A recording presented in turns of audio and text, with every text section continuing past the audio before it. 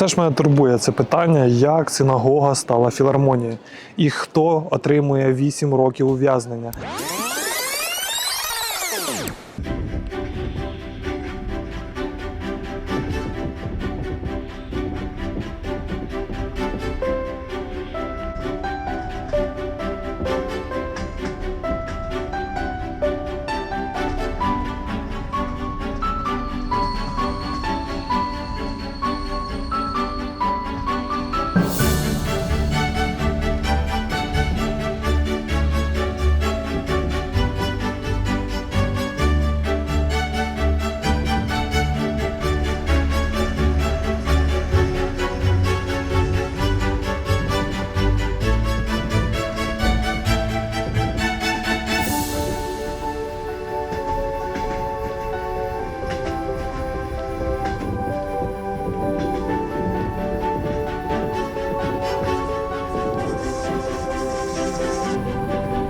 Ну, взагалі, чого ми приїхали в цей Ужгород? До речі, мені дуже дивно, чого Ужгород, а не Вужгород. Потрібно розібратись. Пропоную написати законопроект в Верховну Раду про перейменування Ужгорода в Вужгород, щоб все було по-українськи і правильно. Ну так, чому ми сюди приїхали? Тому що тут Сакура Фест. Мав бути ще Сакура Трейн, про це писала Укрзалізниця. Але, походу, він виїхав з Японії і так і не доїхав. Його, походу, по деталях десь розкрали посеред дорозі. Ну так, Сакура Фест. Проїхали, зараз будемо розбиратись. Має бути все класно, є ціла програма, планують зібрати 1 000 000 гривень на ЗСУ. Але по факту побачимо, яка організація, що і як.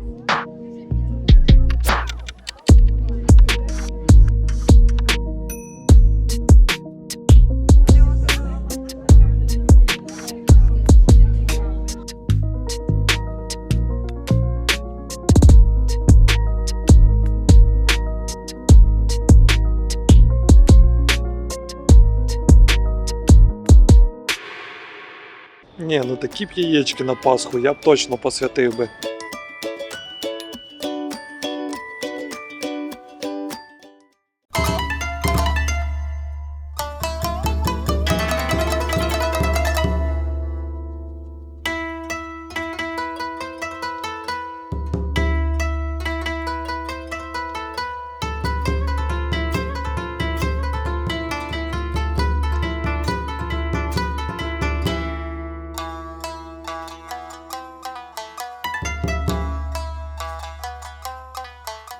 А взагалі в Ужгороді просто є легендарний заклад «П'яна вишня» для дітей. Таких маленьких п'яних вишень закладів я ще не бачив. Це, може, дивилися сказку про царя Салтана.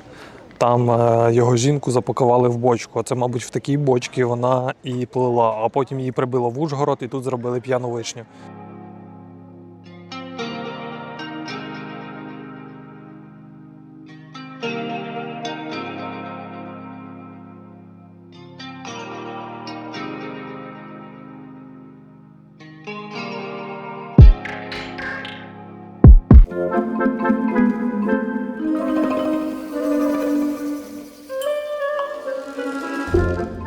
Зайшли ми у вертеп, це така якби здоровецька сільська хата, в такому стилі зроблена.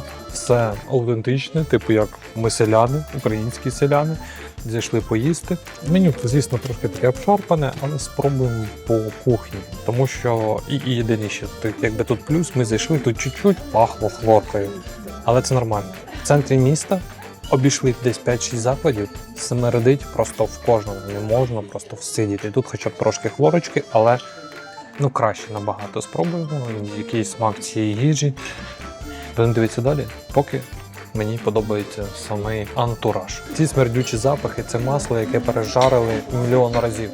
І від нього вже просто нічого не залишилося. Отак в цих закладах смердить. Іноді буває і гірше. І це центр міста. Ужгород. Ну, прикол якийсь. Салати. Це вам не якісь там київські ціни. 300 гривень салат. Тут от людські. Я б тут би просто прожив би кіло їжі 550 гривень. Принесли борщик. Він смачний реально. Правда, тільки 2 шматочки м'яса, але що я хотів більше.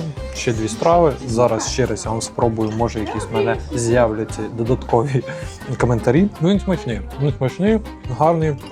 М'ясо теж прям таки вирізка гарна, зі сметанкою. Раджу. ця страва смачна.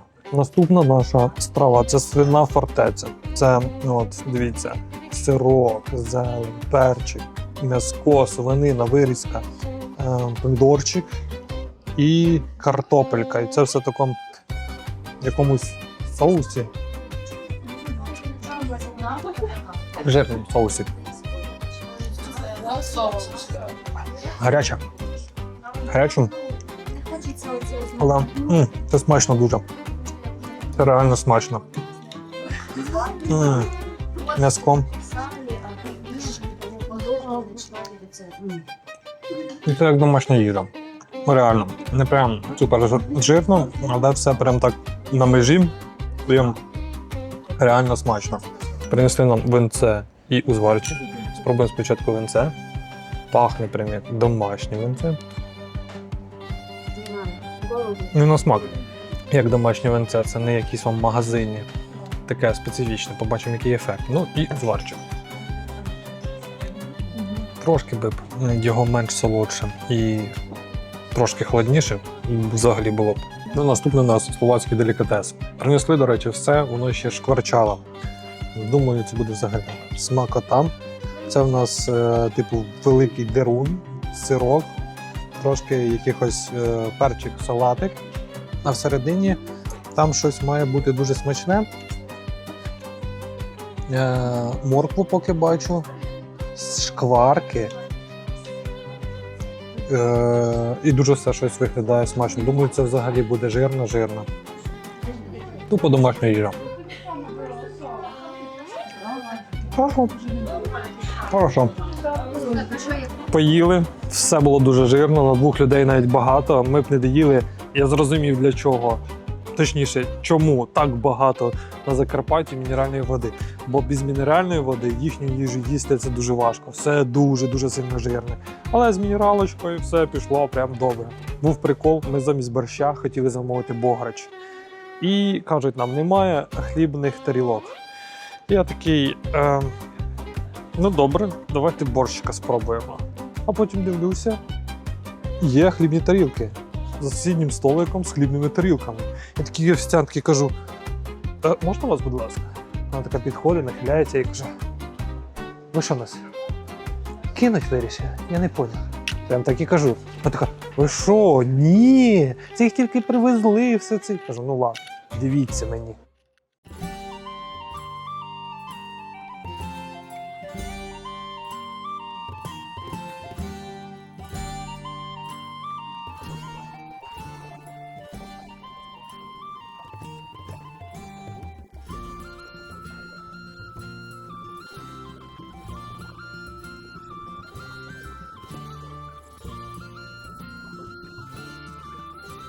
Цього разу є на карті. Але далі не буде вже нічого на карті. Там взагалі буде незрозуміло. Так до чого я веду? Тут написано в Вікіпедії, що це собор Святого Юрія. Не Юра. Юра – це у Львові. Побудований десь приблизно після 1611 року. У 1611 році була виділена на нього земельна ділянка. І він був спочатку католикам, потім протестантам належав, воно постійно переходило. До чого я веду? Що тут ніякої таблички немає. Чому не розвивають туризм? Куча туристів, куча просто людей. Ось буде Сакура Фест. Всі готелі просто розібрані, немає місць. Ціни не дешеві. Більше, аніж, наприклад, в Києві і у Львові. Чому не розвивається це все? Чому? Новгород міг реально стати одним із історичних центрів України. Гарні будівлі, історичні об'єкти. Але подивіться на це будівлю. І таких дуже багато. Це центр міста. Просто жах, немає слів. А ще подивіться на цю бруківку, на це вибите. Центр міста, нагадую. Це просто, куди це взагалі? Ну і цигани, звісно. Ось уже класичний приклад. Позаду мене якась будівля, на ній написано 1668 рік. І не зрозуміло, що це? Що це за рік? Що це за будівля? Зараз тут коледж. Цікаво, може це коледж з 1668 року заснований. Або ще нічого не зрозуміло. На картах немає, в Вікіпедії немає. Будівництво собору почалось у 1640 році. Грамоту видав граф Іван Другет і тривало 6 років через війну Трансильванії з Австрією. Згодом Андрій Бачинський за підтримки імператриці Марії Терези домігся усамітнення Мукачівської єпархії. Саме тут він був головою 36 років.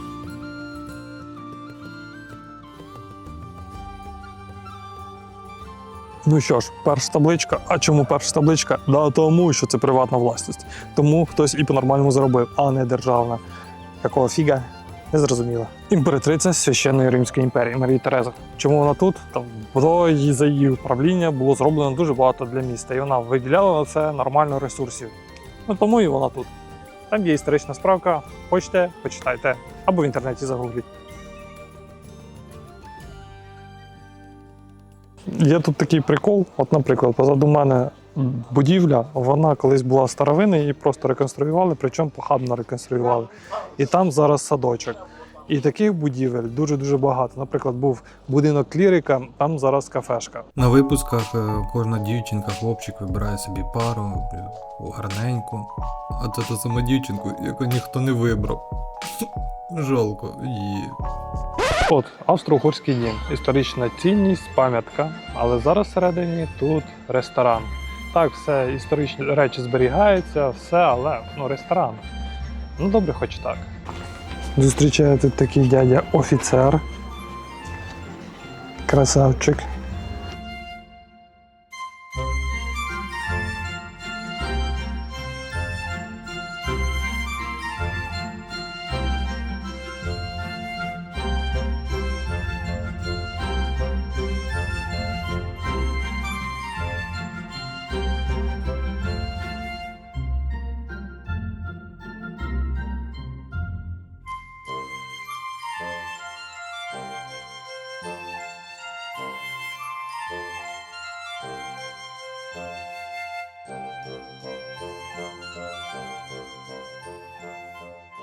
Ну, взагалі, цей Австро-Угорський дім – це була резиденція всякої еліти, побудований він 1691 рік. І, звісно, його місцеположення прямо круте. Ось цей дім, ось Ужгородський замок. Все поряд. Ладно, в деяких місцях все ж таки таблички є. І є їх нормально. Але, десь є, десь нема, чому так? І асфальт розбитий, все розбите. Мені це дуже нагадує Берегово. Буде теж ролик, ви зможете зрівняти. Це місто і то місто. І, до речі, архітектура схожа, тому що вони плюс-мінус ж в одному тому самому місці знаходяться. Що ж ми про мінуси да про мінуси? Давайте хоч один плюс. Ужгород – це європейське місто, тому тут можна помитись навіть на вулиці. Для циган взагалі як знахідка. Цигани ходять сьогодні. Бачиш, люди залазять, миються. В Україні існує 2 дитячі залізничі станції. Це в Ужгороді та в Луцькі. І обидві вони не діючі. Наприклад, в Ужгороді її реконструювали в 20-му році, в 21-му навіть начебто вона трохи діяла. І зараз знов вона закинута. Куди пішли гроші, не зрозуміло. Але це було прикольно. Зразу діти, вони розуміли, що багато вони заробляти не будуть і будуть працювати залізно. Як воно правильно? Залізно залізно шляховики? Коротше, напишіть в коментарях, як правильно. Залізно, да. Це все, звісно, хіхоньки да хахоньки, але насправді це був крутий атракціон, де діти могли відчути себе машиністами, тому що всю роботу тут робили діти. Правильно, діти повинні працювати. Якщо у вас не так, виправляйте цю ситуацію, поки можете. Як я і казав, дитяча залізна дорога не працює, але по чутках тут діє гурток машиністів, і вони щось придумали. Зараз це перевіримо. З нами їде зараз янгол-охоронець, щоб ми не розбились. Ось на такої дрезині. Сам локомотив не працює, але дрезина їздить. Кажуть, що перевезли вже 15 тисяч пасажирів. В дорогу видається Сакура Сидер. І зараз будемо газувати. Їдемо на дрезині, на акумуляторах. Це хтось може дивитися Креосана, вони їхали до Чорнобиля на подібній дрезині. Так, це наш машиніст. Він тут цим командує. У нього ось такий от пульт керування. Це колишня дитяча, а зараз це Ужгородська міська залізниця. Вона знаходиться в комунальній власності. Власне, те, що ви бачите позаду мене, це магістральний тепловоз Ту-2 з 2 вагонами Volkswagen. Він, власне, споживає близько 30-40 літрів дизеля на годину. Вже більше 8 місяців я та юні залізничники, ми тут створили гурток, маємо 10 залізничників, серед них яких одна дівчинка-залізничник, і ми працюємо кожну суботу та неділю, катаючи всіх бажаючих на першій в світі пасажирській електродрезині для вузькоколійок. От, за 8 місяців роботи ми приблизно перевезли близько 15 тисяч пасажирів. За аналогічний період у 2018 році Укрзалізниця перевезла 9830 пасажирів, якщо я не помиляюсь, ну і витративши відповідну кількість дизеля.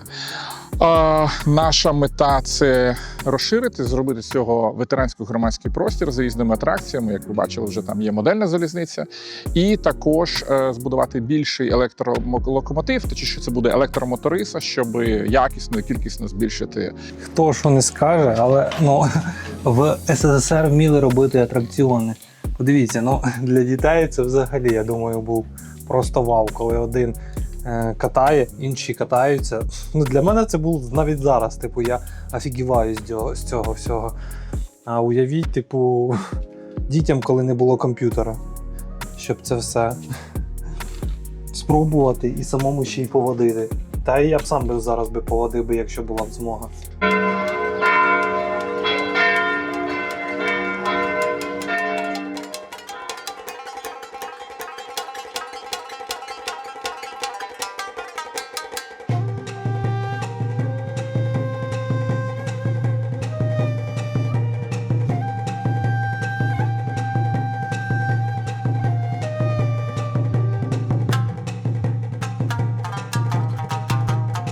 Це стрічки Танзаку. Японці вірять, що якщо написати і повісити, то це бажання обов'язково збудеться. Стовбур зроблений із віску.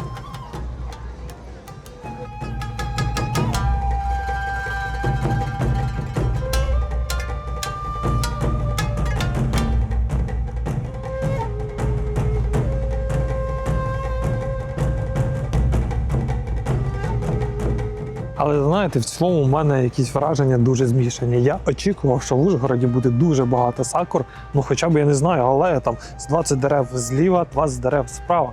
Але ні. Їх тут всього максимум, я думаю, я бачив 5 в одному місці і все. Більше їх просто немає. І вони розкидані по кварталу. І це я прям на основних вулицях, де проводять Сакура Фест. Щось в цьому плані трохи розчарував Ужгород.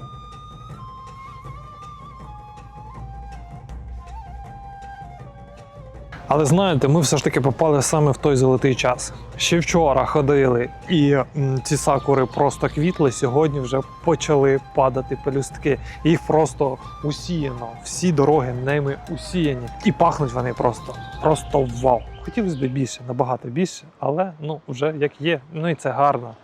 Як кажеться, рай на землі, але в такому раї я б не хотів би залишитись. Тут могли бути ми з тобою, але тут якісь діди.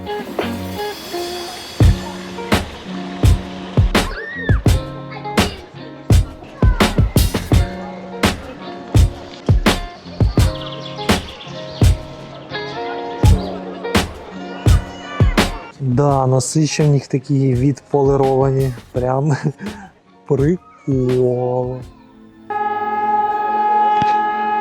Прозвучала тривога, сказали пройти в укриття, і зразу видно, що сюди майже нічого не влучало.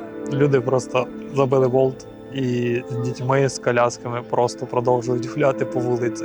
Навіть більше офіційний захід не скасували або не сказали перейти в укриття.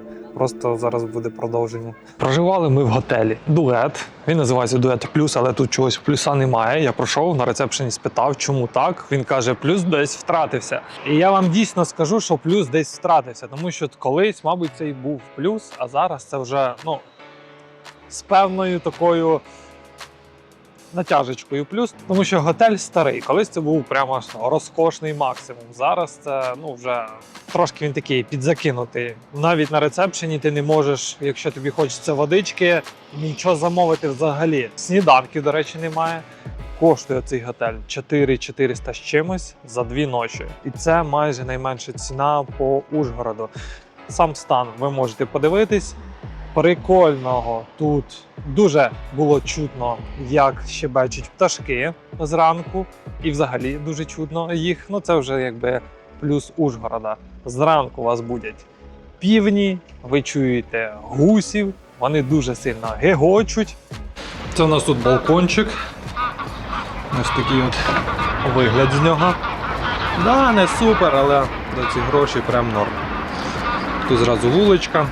Зранку грав гімн, і я прокинувся під гімн. А там кажуть, дуже класний ресторан. Ми сходимо туди, і я розкажу, чи дійсно він класний, чи ні. Сам готель знаходиться в центрі. Так, локація дуже крута, дуже все зручно, в пішій доступності до всього. Але ціна. Чому в Ужгороді стали такі дорогі готелі? Це самий дешевий варіант, він коштує 4400. В Одесі, так не в сезон, наприклад, ми знімали квартиру з виходом прямо на море, і це було ту ж саму ціну за добу, що і тут.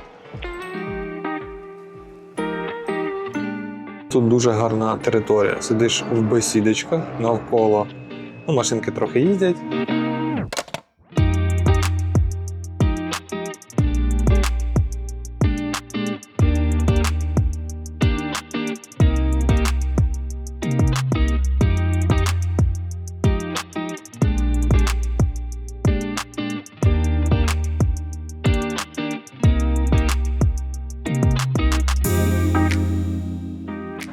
Прийшов вам показати цей ресторан Гранд, що поряд з готелем.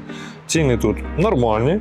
Для Києва це навіть дешеві, а для Закарпаття, хороші, скажімо так. Мені принесли перше блюдо, і це суміш італіянської кухні і закарпатської. Банош з грибами, з сиром і яйця пашот. Будемо зараз пробувати, я думаю, це смачно, тому що виглядає це прям дуже-дуже класно. Це смачно. Гриби ще такі копчені. Прям. І яєчко з банашем. Такий вершковий смак. Це дуже-дуже смачно. Банаш був просто прекрасний. І наступна наша страва, а це лаваш з куркою на мангалі. Я бачу вже помідорчики. Це буде дуже-дуже смачно. Ну-ка. Сирок. Курочка. Зараз. Це дуже смачно. Щоб я обрав би, це чи з банош? Мабуть, я обрав би все ж таки банош, тому що банош це був прям. Але це теж дуже-дуже смачно. І щоб все зашліфувати, у нас є сирники з полуничкою, з полуничним джемом, хоча це перетерте вареничко на смак, і сметанкою. Ну і м'ятка. Виглядає дуже супер, все естетично. Сирники. Сюди його, оп. Потім сюди його, оп. Отак воно все виглядає. Це перетерта малинка, і вона просто божественна. І ще й полуничка пахне просто чудово, наче літня. Хімозно. Все просто смачно.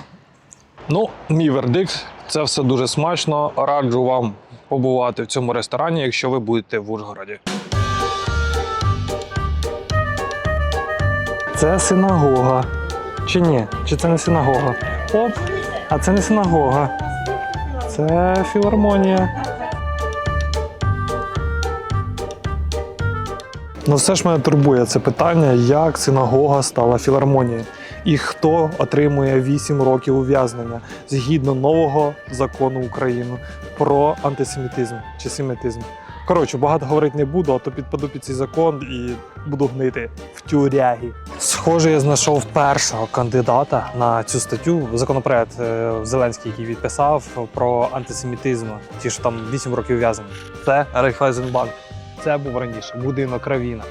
Щось тут попахує. Поверніть людям своє. Я тут пройшовся, подумав, то навпаки ж все історично. Банк, а раніше дім єврея, а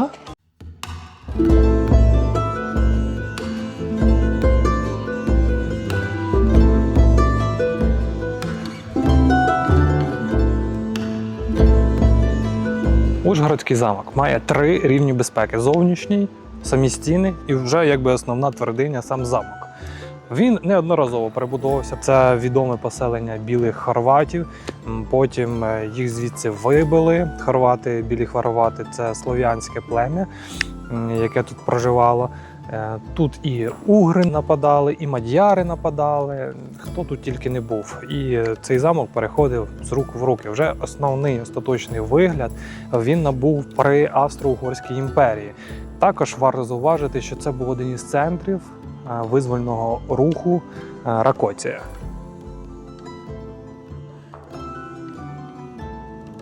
Перші згадки – це у літописця Геста Гунгарович. Ці всі землі знаходилися під владою князя Лаборець. І також вони згадані і у Нестора літописця в «Повісті временних літ», що в кінці 9 століття прийшли угри, захопили цей замок, і князь Лаборець змушений був тікати в інші свої землі, в далекі землі, трохи не зрозуміло саме куди, але на шляху туди його зловили і вбили. І потім вже ці землі приходять уграм. Позаду мене руїни старої церкви. Вона була знищена в 1728 році після Великої пожежі. Але вона була дуже історична, якби історичний центр. Тут була підписана унія, Ужгородська унія 1648 року між місцевими православними священниками і католицьким папою, що вони переходять до нього.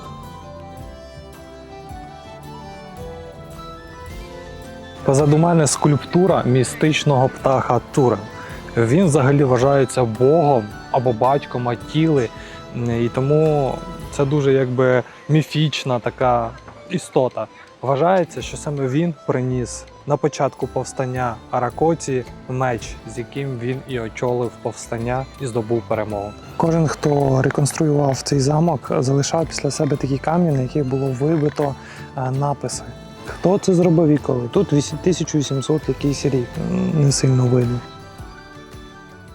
Кажуть, у цих стінах і досі живе привид дівчини, доньки колишнього господаря замку. Її доля стала трагічною ціною за заборонене кохання. Дівчина закохалась у ворога свого батька, воїна, чиє військо якраз тримало замок в облозі. Засліплена почуттями, вона зрадила родину та відкрила коханому таємницю підземного ходу. Коли дівчина поспішала на таємну зустріч, замість обіймів на її обранця вже чекала варта. Намагаючись врятуватись від погоні, юнак кинувся в глибокий колодязь. Але перед смертю встиг вигукнути страшне прокляття. Розгніваний батько наказав живцем замурувати доньку в стінах фортеці. З того часу її дух блукає замком. А воду з того проклятого колодязя ніхто не наважується пити й донині. В кожному замку завжди мав бути колодязь, щоб витримати облогу. Позаду мене колодязний замок, і він доволі глибокий.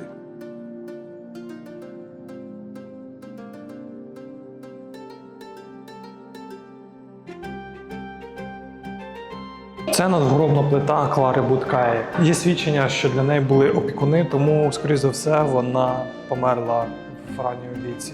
Тому вона й така і маленька. Ось так стіни були всі розписані по усьому замку, але це просто один із прикладів те, що збереглося в замку. І це не розпис, це мозаїка, але далі там буде розписано. Тому ось так було скрізь гарно по всіх стінах.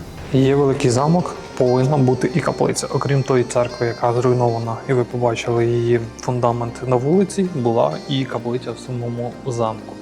Це каплиця трьох святителів. І частина розписів зберіглася ще з тих часів.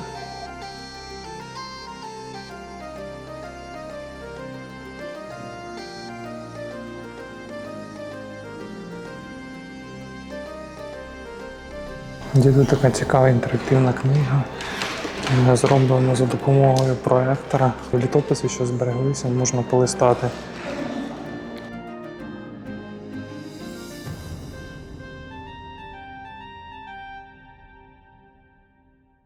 Також в Закарпатті було дуже розвинено Литво.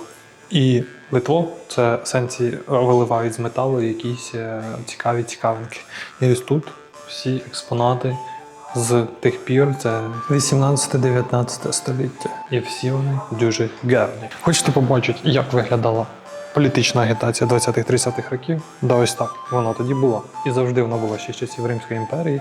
Нам відомо про те, як робили політичну агітацію серед населення. Тут було сумбурне політичне життя. Тому випускались листівки на угорській, на чешській і на українській. Можливо, тут ще були поляки? Напишіть в коментарях. Задуманий маніфест.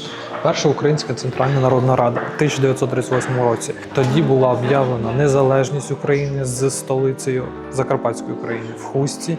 І це якби одні з трагічніших моментів історії Закарпаття України, тому що ця незалежність проіснувала недовго, до березня 1939 року. Ніхто не встиг навіть нею насолодитись. Бути переведений карткою та голосування. Ну, взагалі, я не спец по цьому періоду, саме Закарпаття. Я навіть не супер, щоб цікавився саме історією Закарпаття в ці після розвалу Російської імперії часи, ну і до захоплення Радянським Союзом. Тому, якщо щось я буду казати неправильно, ви можете мене виправити. Пишіть сміливо в коментарях, це все. А я піду вчити.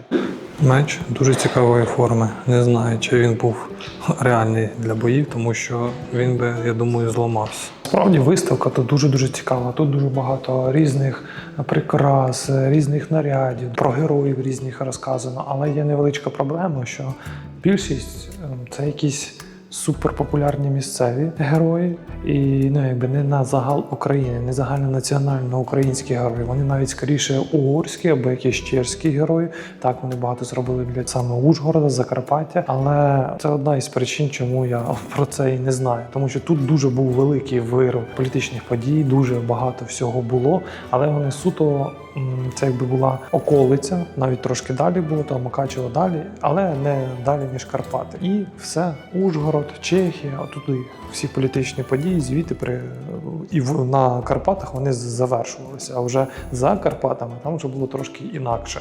І так як я уродженець Центральної України, мені ця історія доволі незнайома. А це корсет захисний, кавалерійський. Ну, тогочасний броник. Не знаю, від чого він спасав.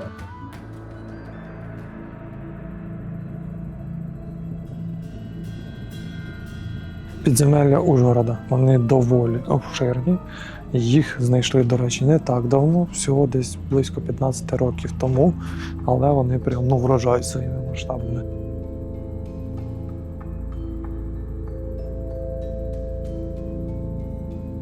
І як же замок без кімнати катувань? Вона повинна бути тут завжди. І тут вона є. І вона дуже симпатична.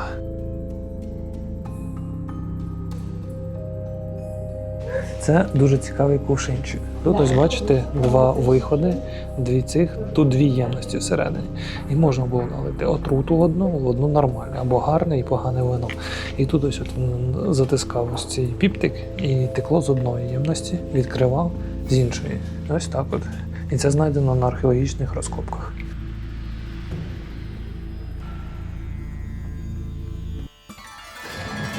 А ви знали, що острів Зміїний знаходиться в Ужгороді? От він. Знаєте, це не перший замок, в якому я побував. Про інші замки відоси скоро буде, так що підпишіться і чекайте їх. Так от, що я вам скажу, що в цьому замку просто ти відпочиваєш душею. Це наче якийсь парк. Куча дерев, дуже все красиво, ялинки, різні дерева, сакури квітнуть і газончики. А в інших це були саме такі бойові одиниці, там де просто було все вичищено, плац і все. А це якась наче зона релаксу і відпочинку.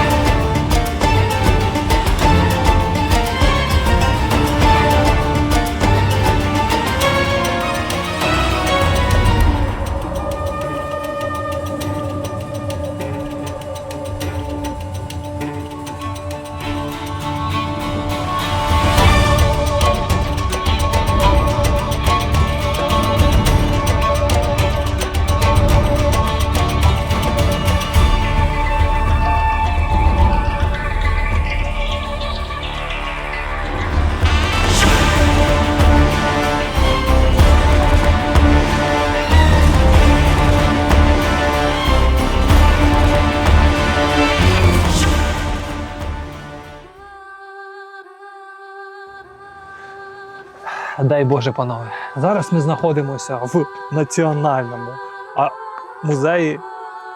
музеї народної архітектури та побуту. І тут дуже прикольно.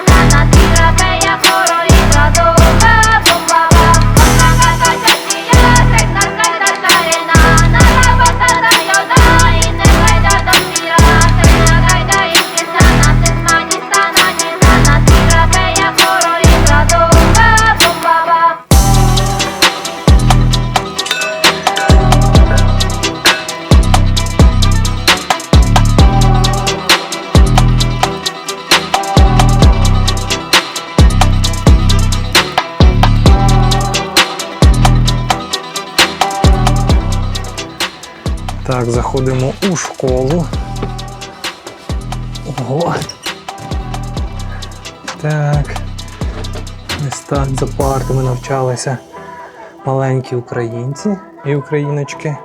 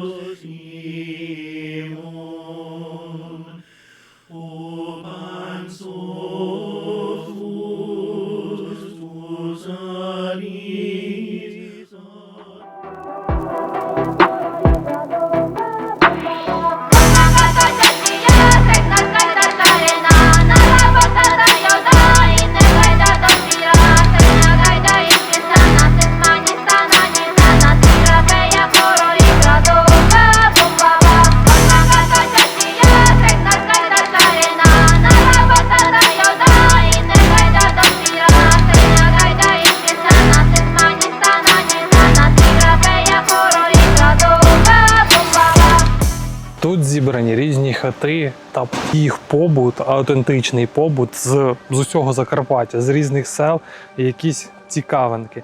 І до сих пір тут йде будівництво цих хаток якихось ще. І воно все доповнюється, виглядає як якесь таке намішане, мультирегіональне, культурне стародавнє містечко українців. Ну як стародавнє? Ближчих років. 18 століття, 19, 17 століття. Щось близько того.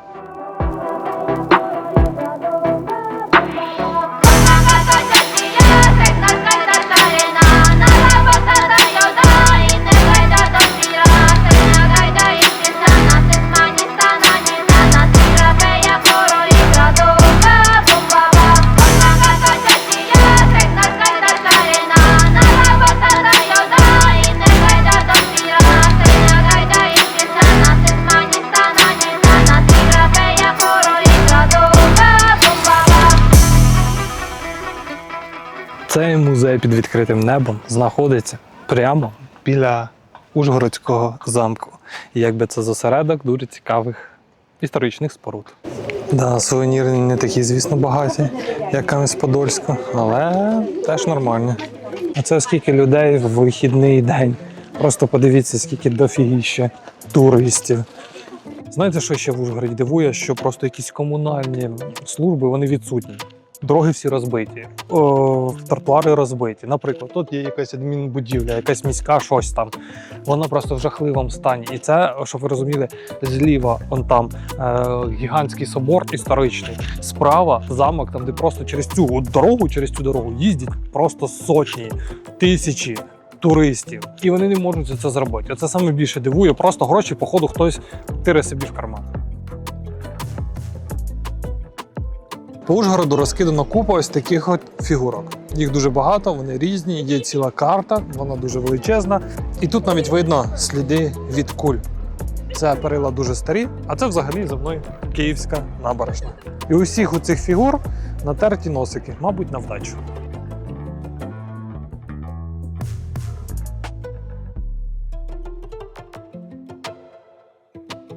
Позаду мене Кальвіністська церква, побудована в 1793 році, за 3 роки збудована. Ця громада дуже старовинна. 1546 рік заснування громади. Знову ж таки, я прочитав це з якогось талмуда збоку, на А4 роздруковано, ніякої пам'ятної таблиці, що це архітектурна якась цінність історична, немає. Тут взагалі були дуже великі релігіозні війни, і в основному керуючу позицію займали католики. Єзуїтський орден контролював, щоб не було інших віросповідань. Але після підписання місцевого закону про віротерпімість ця громада розквітла. Поряд із Кальвіністською церквою Закарпатський художній обласний музей. Ну, так як у всіх центрів міста, тут зосереджено просто велика кількість якихось історичних будівель і історичних об'єктів. В самому музеї вже нічого знімати не буду, тому що не хочу вас парити якоюсь мистецтвом. Хто цього мистецтва не бачив, подивіться в інтернеті. Найкраща реклама полонинського хліба – це такі от хліби. Мені зразу захотілося туди зайти. І ось цей круасанчик, прям смаколик. З пломбірчиком і ралик з маком. Ну, круасанчик смачніший. Кайф.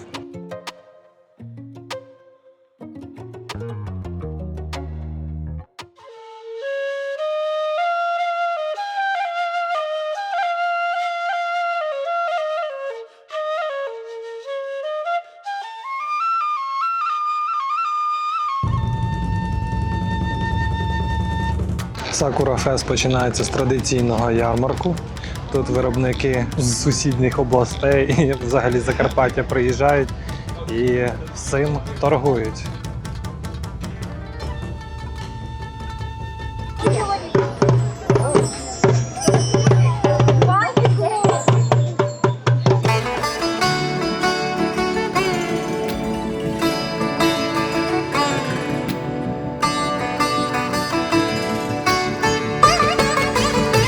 Прочитав на Sakura Fest, що тут одна із локацій має бути ретро-авто і мотоцикл. Я подумав, що це все ж таки опечатка і мають бути ретро-авто багато і мотоцикли. Але Ужгород прикольний в своєму стилі. Це реально ретро-мотоцикл і ретро-авто. Все. Більше нічого немає.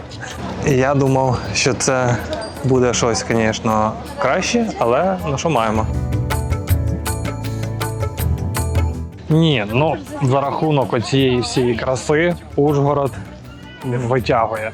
Саме фест Ну, прям прикольно. Ти прям ходиш, дивишся. Хотілося б, звісно, трошки більше сакур, тому що тут ось, раз, два, три, 4, 5, там 7, там 3, ну і ось алейка.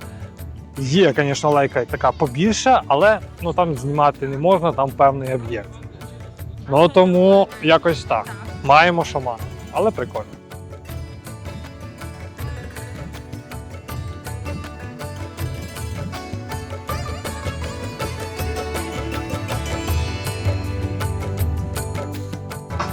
Під крилом авіаліній.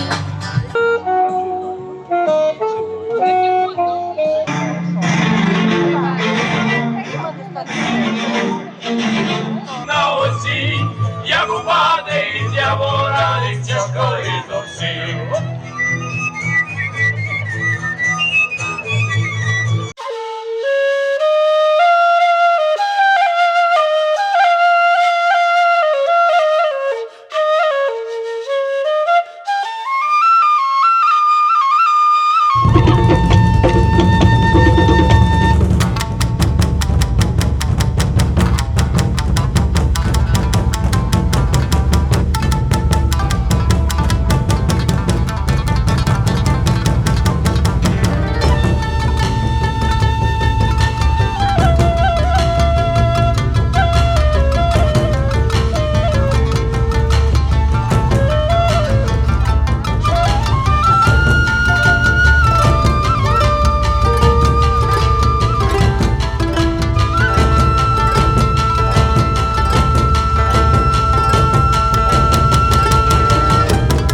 Десь бачу тридельник, я завжди його беру. Це просто така неймовірна смакота. А ще й плюс з молочно-ягідним коктейлем. Це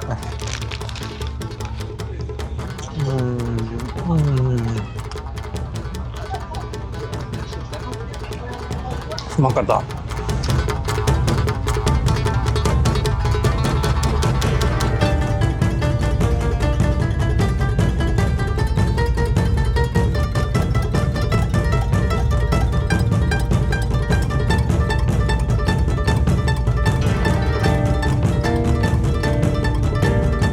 Все ж в Ужгороді я спробував таку якусь диковинку для себе, я таке ніколи не пробував. Це консервована вода. Стаканчик води, він запакований. Ми зараз його спробуємо. Він трошки розірвався, намочив мені штани, був в кармані. Стакан води. Ну, вода така, начебто, знаєте, рік у вас в бунті постояла і ви намагаєтесь випити. Оце десь приблизно щось таке. Не смачна. Я б зрозумів би, якщо б це був би стакан з Африки. Мені отакий би прикол би пройшов. А нам навіщо? Нащо в Турції? В Турції що, води нема?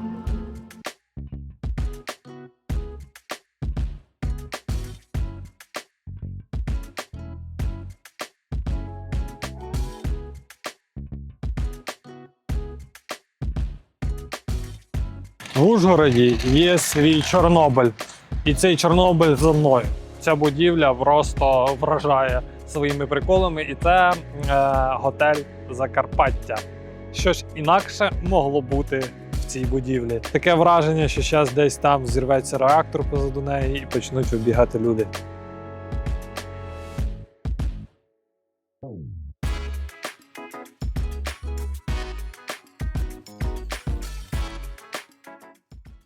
Ну і що ж, прийшов час підвести якісь підсумки. В цілому місто прикольне. У нього є всі можливості стати якимось крутим містом для залучення туристів. Але якщо вкладати сюди гроші. Це обласне місто, і тому я не знаю, чому цього до сих пір не роблять. Туристів дуже багато. Не було де заселитись взагалі. Всі готелі були розкуплені. Місця в них. Квартири також. І здається, тут квартири, подобово майже немає взагалі. Тому приплив людей величезний. Знаєте, що ще дуже сильно дивує? Що тут дуже багато дітей, молоді, підлітків, молодих людей, мам з візочками. І прям дуже багато. Навіть коли грає тривога, Люди просто не лякані, ніхто нікуди не йде, продовжують гуляти. Комендантської години немає, ніхто не звик тут до війни. Війна тут взагалі не відчувається. Мене дуже вразило це все. Мені це, хоча й, наприклад, от Сакура Фест, він організований тепляк. Але це все мені нагадує, десь я раніше жив в Білій Церкві, і там теж організовували подібне, десь в 10-12 роках, і ми сиділи, наче всі по-домашньому, якась одна тусовка. І це було дуже якось все по-сімейному. Це мені дуже нагадало, перенесло мене в дитинство. До речі, цей Сакура Фест відвідав посол Японії в Україні. Теж сказав, що все гуд, як там арігато і тому подібне. Дуже круто, але в цілому складається враження, що Ужгород би без сакур не витягнув. Не витягнув, мало всього тут. Дуже мало, дуже погано організовано і дуже в такому незадовільному стані. Саме типу історичні об'єкти і ця вся організація саме туристичної інфраструктури. Готелі вже старенькі, обслуговування, на відміну від інших міст, вважає кращого. Ну, якось отак. До речі, я тут зняв огляд сухпайка, дуже цікавого. Скоро буде на каналі, перейдіть, подивіться. Десь буде посилання. Прямуємо до іншого міста. Я думаю, цей формат вам зайде. Намагався зробити вам щось цікавеньке. Напишіть, як вам цей формат, і чи взагалі варто продовжувати по тематиці мого каналу. І до нових зустріч! Але я все одно, навіть якщо ви напишете, що вам не зайшло, я все одно щось таке зніму. Але думку я вашу прочитаю і візьму до уваги. Всім дякую!